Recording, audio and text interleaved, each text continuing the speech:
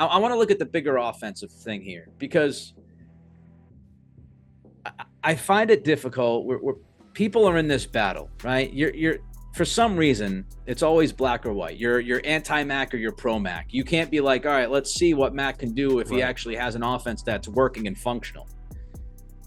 Greg, let me lay this out for you. You have pocket passing quarterback.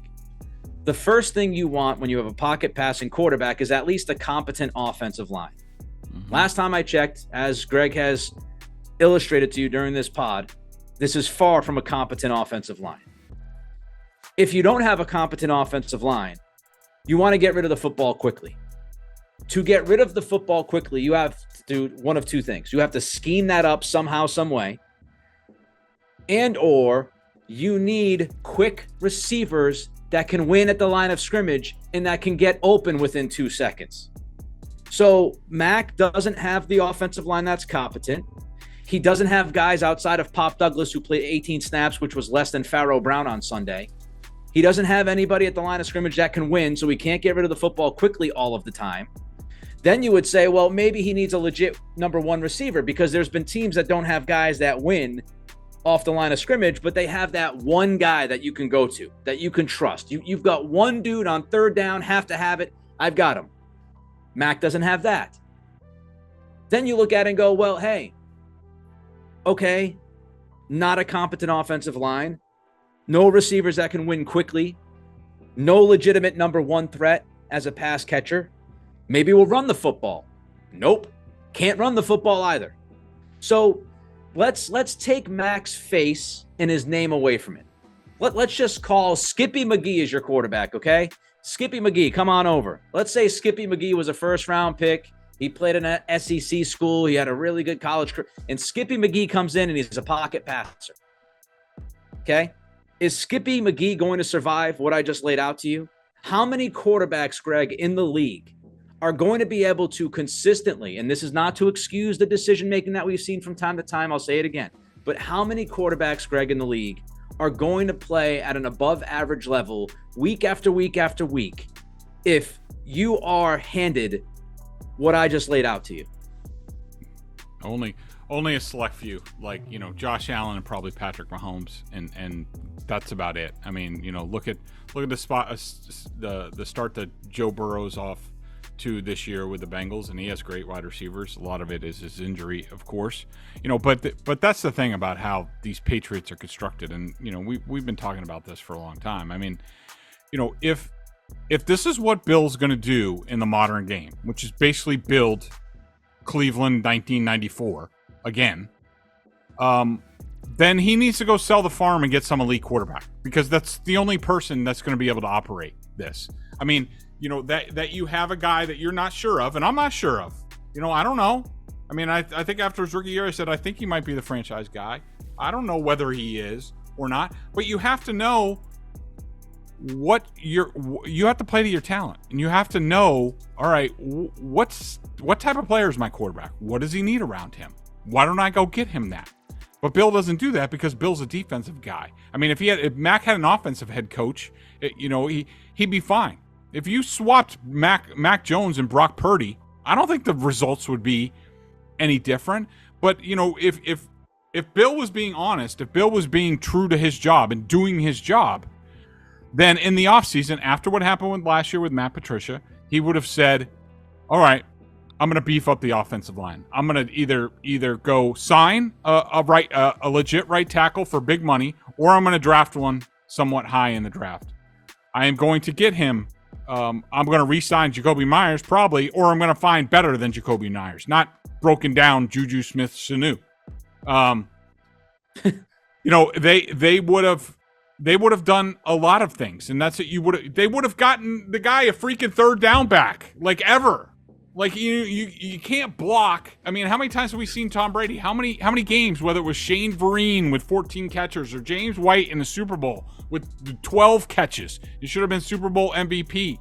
Where, when shit hits the fan, Tom could just toss it out to his running back who would make somebody miss. He'd pick up 8 to 12 yards, like every time. Yep. Going back to Kevin Falk. And he gives Mac Jones none of those things. And people are surprised that the offense looks like this. I mean, look, I'll say this in defense of the Patriots. There's no way that Bill Belichick thought this offensive line was going to be this bad. You know, he thought Trent Brown was going to be fine. He thought Cole Strange would be healthy and take a year 2 leap. David Andrews is good. Mike Oweno would be good again. And we'll figure out right tackle, you know? Yep. But if we have to get by there, we can get by there. And it's been worse than they ever imagined. So some of that is just bad luck. But, you know, you have to do right by your players. We all talked about Bill puts players in positions to succeed. You know, all he's done for the past 2, he did that to Mac Jones his first year. All he's done his last 2 years is put him in positions to fail. And people are surprised that he lost it on Sunday and finally broke. I mean, I just don't understand it. And you know, and I don't understand the rush to judgment. We talked about this before the season. I said, look, you have a new coordinator. I don't care if it's the same family and it's familiar and all this stuff. There's a bunch of new pieces. It takes time, especially on offense. I mean, you see it right now with Vic Fangio in defense. Dolphins aren't hitting on all cylinders on defense yet, and they have injuries too. It's going to take Vic Fangio time. The second half of the season is when those things take hold. And it was just a matter of, can the Patriots survive the first half of the season and not have too many losses before things start to get better. But they just did. I'm not making excuses for Mac Jones. He hasn't. He has made poor decisions. He hasn't proven that he can make winning plays in some of these games to pull games out. I readily admit that. And these are the big questions about him going forward. Can he do it? But Sunday, I do not think you can indict Mac Jones on Sunday. What transpired on that field, the Patriots were going to lose anyways. Even if he played perfect, they were probably going to lose like 24-3 in that game. The way things were going defensively and on special teams, and how they came out missing tackles on defense and things. The team wasn't ready to go. And Mac paid the price. He made it worse, and that's where they are. Ever wish you could navigate the betting field with the confidence of a pro? Enter Odds Are. They're not a sports book, but they're the sports betting advisor you've always needed. It's like having a playbook for smarter bets right in your pocket. I've been absolutely loving the experience, and I think you will too. Especially since Patriots Press Pass listeners get a 30-day free trial.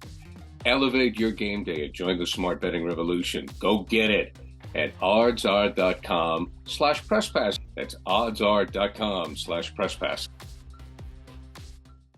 The CLNS Media Network is powered by FanDuel. Sign up at FanDuel.com/Boston and get in on the action with $200 in bonus bets guaranteed. When you place a $5 bet, that's $200 in bonus bets, win or lose. And Mac paid the price.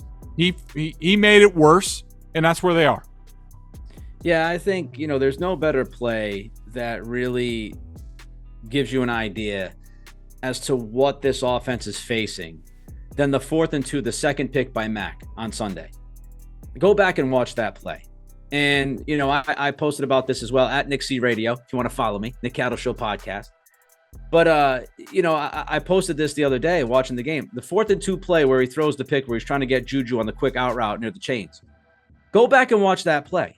And this is the collection of things that Greg and I have discussed over the last couple of years.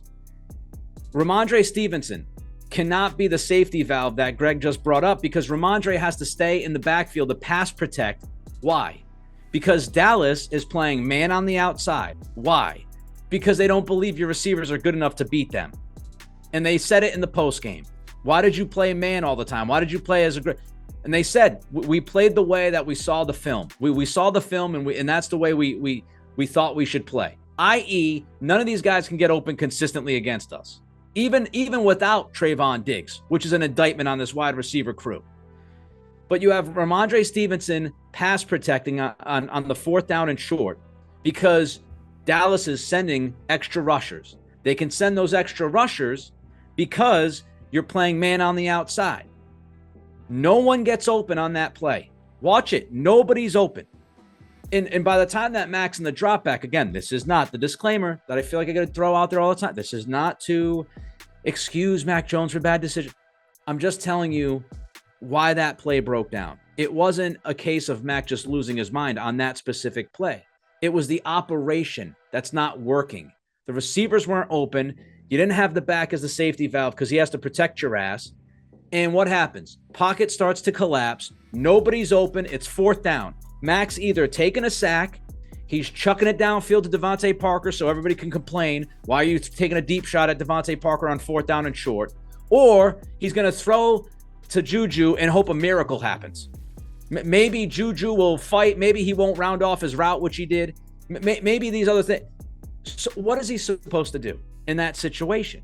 He's been given a crap sandwich, and he's been bad at times. But I would look back and I'd say, first 3 weeks of the season, I had him B-, B-. Not great, but okay. First 3 weeks, B-, B-, B-. Greg has said on this podcast, I think it's like 7 out of the last 10 games or whatever it was heading into the Cowboys game, Mac had games where he had more plus plays than negative plays. This team is still losing consistently, even when Mac plays okay. And the fact is, they had a quarterback in his rookie season who played well enough, folks. He was named one of the top 100 players in the league by his fellow players. I won't, Pro Bowl alternate, whatever.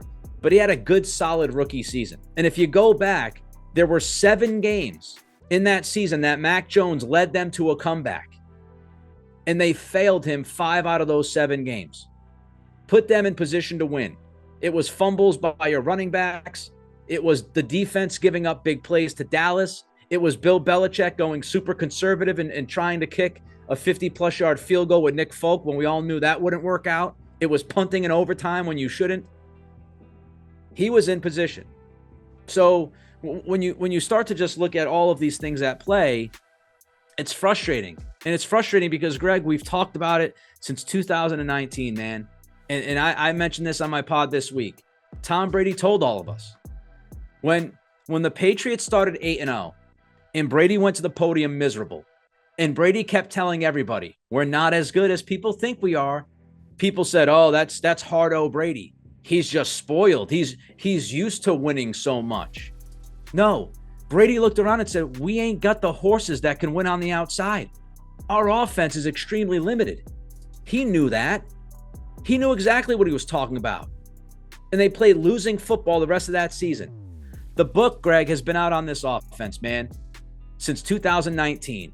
Playing man coverage, muck up the middle of the field, right? Take the short stuff away, play man, get aggressive on the front, and attack the quarterback. And he's not, and it doesn't matter. Brady in 2019 didn't have enough answers. Mac Jones right now doesn't have enough answers. And that, I'm mystified how Bill Belichick, who we all consider to be one of the greatest, if not the greatest coach of all time, I'm mystified that he can look at this same problem year after year after year after year and fail to address it. It's staring us right in the face. Defense, get ready. The Saints, I'll give you a little preview before we get to the preview later this week. The Saints play man coverage a good amount. And guess what? When they play man coverage, they're really good. So guess what we're going to see on Sunday? We're going to see a bunch of man coverage, aggressive up front, and they're going to test the receivers to win one-on-one. We've seen this movie before, Greg. Yep. And here's another stat for you. The Patriots, and to just tell you that, this isn't about the quarterback, this isn't about the offense. This team, dating back to last year they finished 2-5 down the stretch. They're 1-3. They're 3-8 in their last 11 games. Poof. If you think that's just about the quarterback, then I don't know what to tell you. This is about the coach, the team, where they're headed. 3-8 in their last 11 games. With the busy fall season already in swing, you might be looking for wholesome, convenient meals for jam-packed days. Factor, America's #1 ready-to-eat meal kit, can help you fuel up fast with chef-prepared, dietitian-approved, ready-to-eat meals delivered straight to your door. Head to factormeals.com/PressPass50 and use code PressPass50 to get 50% off. That's code PressPass50 at factormeals.com/PressPass50 to get 50% off.